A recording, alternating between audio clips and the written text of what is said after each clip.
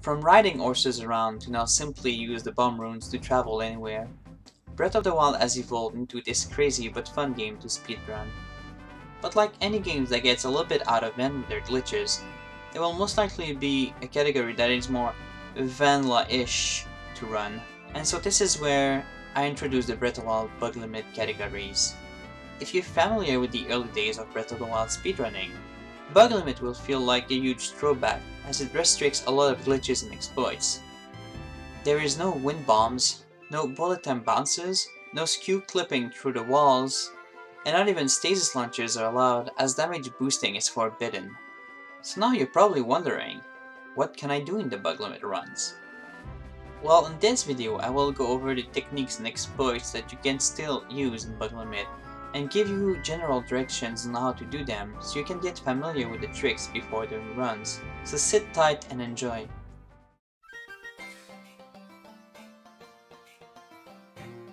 Whistle sprinting allows Link to recharge his stamina while running. It is done by holding the D-pad down while mashing B. It is pretty useful when you have long distances to run. It can also be used to climb mountains if the terrain isn't too steep, obviously.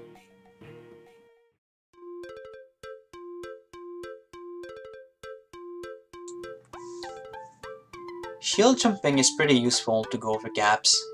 What you want to do is either walk or sprint forward. Jump and hold your jump button. Then hold ZL and press A.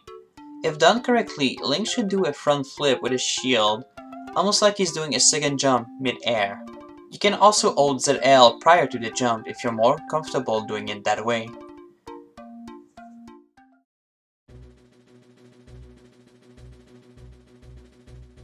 Attack cancel animation can be done with any types of melee weapon. Just use the attack button, then jump in the middle of the animation.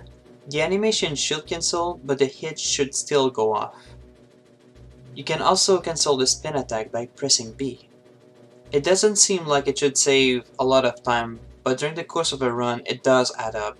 So this is something handy to add into your muscle memory.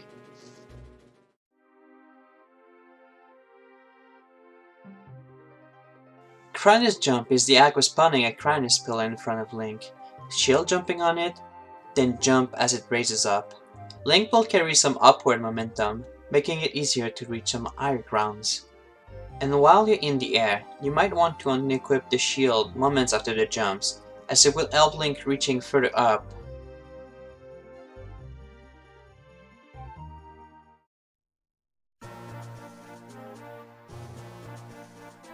There's a few ways to travel with stasis without taking any damage. You can surf on objects, hold onto them before they go flying, use objects to gain height, or even walk on them. First off, you will need to know that the way you will hit the object matters. Most of the time when performing those techniques, you will be spinning to get more hits quickly. By spinning while looking away from the object, you will get more hits even quicker. This will come handy as performing those tricks has to be done within a certain amount of time. And now with that knowledge, let's get on the stasis travel techniques.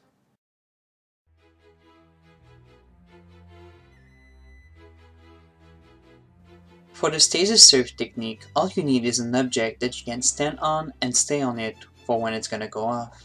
So after you found the object that you need and place it where you want it to be, you will need to stasis it and then hit it as much as you need. After you're done hitting it, you simply have to get on it, and you can either wait off the timer or unstasis the object yourself. If done correctly, Link will stay on the object and you will be able to cross huge gaps with this technique.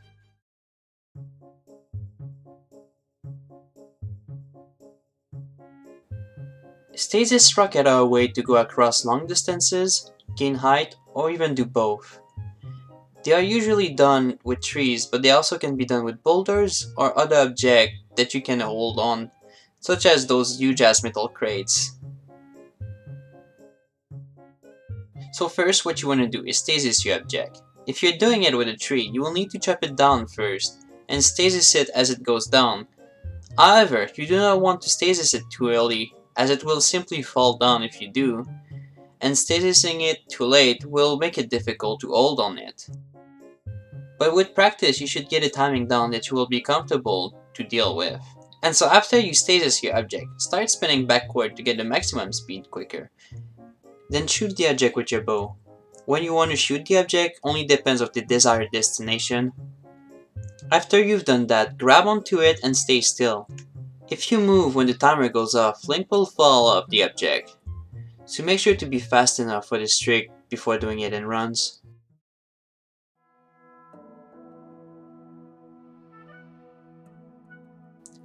Stasis elevators are meant for Link to gain height by standing on an object as it goes up. Just like the Stasis Surf, you want to find your object then place it where you need it to be. And for this technique, you might also want to place a bomb underneath your object first. After you've done that, stasis it and hit it as much as you need. Those usually will require a few less hits, as it will be done inside of the shrines most of the time. After you're done hitting it, either detonate the bomb that you've placed, or shoot the object with your bow. If you're doing the latter, you'll want to crouch and be as close as possible of the object, then shoot the arrow as high as you can on it. After you've done that, get on top of the object, and you can either wait the timer or unstasis the object yourself. If done correctly, you should be riding it, and you'll be able to reach higher grounds.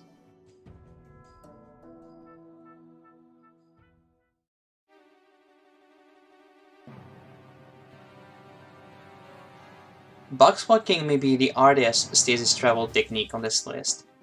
The trick is to get a box going forward and upward as Link stands on it.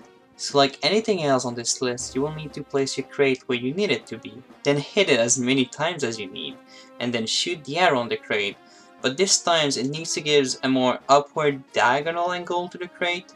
After you're done with those steps, get on it and you can either wait for the timer or unstasis the object yourself. Now here comes the tricky part. The box will spin, so you have to move Link according to how it spins, and this is something that you will need to adapt, as the spin may vary depending on the speed of the crate and where you shoot the arrow. So you want to be as consistent as possible with your setup. This will take some time to get the hang of it, but it will feel amazing once you'll get it down.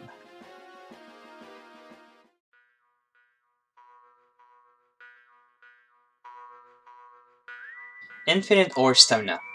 Now the name may be a bit misleading, as it is not that horses have infinite stamina, but people have found a clever way to recharge the spears instead of waiting for them to come back. By jumping off the horses and quickly getting back onto it, all of the spears will be back in an instant. Now this may sound easy, but there's a level of complexity to it. First, you will need to meet some requirements.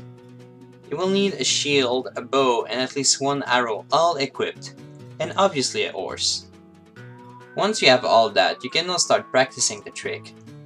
Now there's two ways to perform the trick.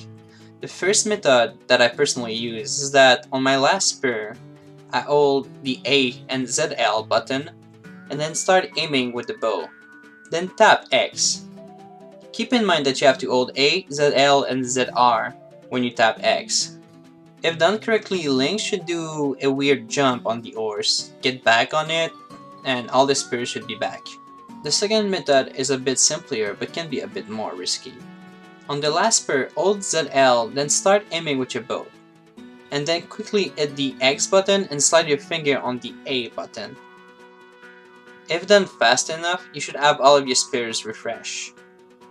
I need to warn you, however, this trick is near impossible to do when you're going downhill. It can work, but most of the time it will fail.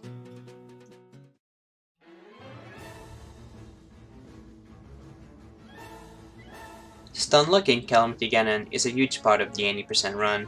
Stun locking is the act of keeping Calamity Ganon down during his second phase so it doesn't go back to its invincible state. It is done by getting Calamity Ganon down by either parrying its laser, the spear, or the fireball. The trick is done by starting a spin to hit Calamity Ganon, and as you spin, Calamity Ganon's gonna go back up. And when Calamity's head is gonna go up, you want to release the spin and wait. If done correctly, Calamity Ganon should go back to the ground, and from there it's rinse and repeat.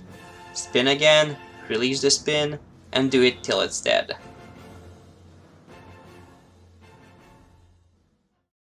Well, hopefully this video has answered all of your questions about all of the techniques used in the bug limit runs. But if you still have any questions, please let me know in the comment below or reach me out on Twitter or Discord. I will be more than happy to answer you guys' questions. Next, I will be covering the beginning of the Great Plateau for the 80% bug limit speedrun. So if you don't want to miss the next video, make sure to subscribe to the channel. It will be highly appreciated. Now with all that said, I'm out. See you guys.